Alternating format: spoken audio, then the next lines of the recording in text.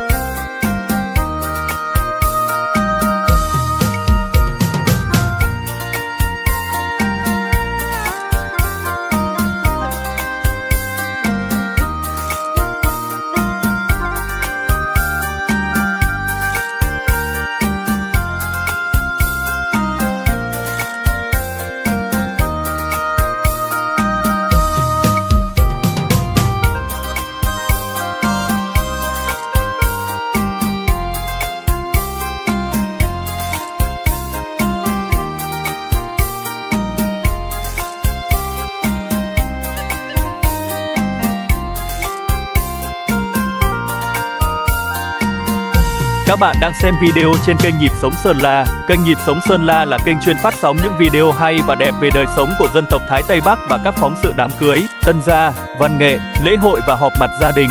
Các bạn có nhu cầu quay phim chụp ảnh để lưu giữ những khoảnh khắc đẹp để làm kỷ niệm thì hãy liên hệ Nhịp Sống Sơn La nhé. Điện thoại liên hệ là 0965999095 và đừng quên bấm đăng ký kênh Nhịp Sống Sơn La để theo dõi nhiều video hay và đẹp nhé.